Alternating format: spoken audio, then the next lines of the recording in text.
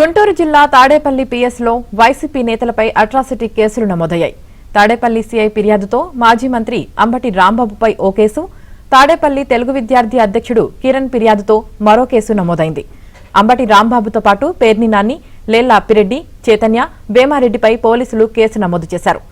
రైతుల ఫిర్యాదుతో వైసీపీ నేతలపై మరో కేసు నమోదైంది.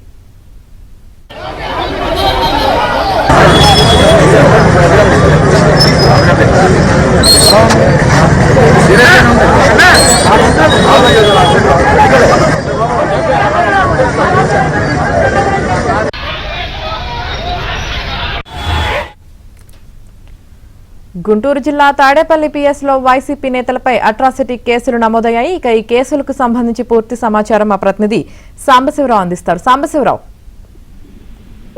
గుంటూరు జిల్లాలోని రాజధాని గ్రామాల్లో నిన్న జరిగిన ఘర్షణలకు సంబంధించి తాడేపల్లి పోలీస్ స్టేషన్ లో 3 కేసులు నమోదయ్యాయి. వీటిలో వైసీపీ నేతలమైన మాజీ మంత్రులు అంబటి రాంబాబు, పేర్ని నానిలతో సహా ఆ పార్టీకి చెందిన ఎమ్మెల్సీ లేళ్ల అప్పిరెడ్డి, పానుగంటి చైతన్య, వేమారెడ్డిలపై కూడా ఎస్సీ ఎస్టీ అట్రాసిటీ కేసు అయితే నమోదు చేయడం జరిగింది. మరోవైపు విధుల్లో ఉన్న సిఐపై తోసివేసి దాడికి ప్రయత్నించిన అంబటి రాంబాబుపై కూడా పోలీస్ 30 యాక్ట్ కింద మరొక కేసు అయితే నమోదైంది. ఇది సిఐ వీరేంద్రబాబు ఇచ్చిన ఫిర్యాదు మేరకు అంబటి రాంబాబుపై మరో కేసు నమోదైంది. ఇక ఆ పెనుమాకకు చెందిన మాణిక్యమైన రైతు ఇచ్చిన ఫిర్యాదు మేరకు వైసీపీ నేతలపైన ఈ అట్రాసిటీ కేసులు నమోదు చేయడం జరిగింది. ఇక వైసీపీ నేత నారాయణమూర్తి ఇచ్చిన ఫిర్యాదు మేరకు కూడా తమ వాహనాలపై దాడులు చేసి తమ వాహనాలు ధ్వంసం చేసి ఇచ్చిన ఫిర్యాదు మేరకు పలువురు టీడీపీ నేతలపై కూడా కేసులు నమోదు చేసిన పరిస్థితి అయితే ఉంది. మొత్తంగా నిన్న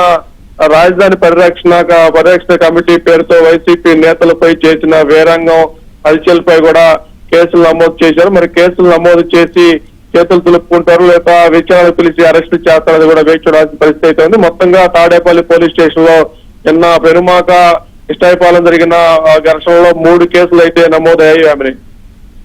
రైట్, థ్యాంక్ యూ.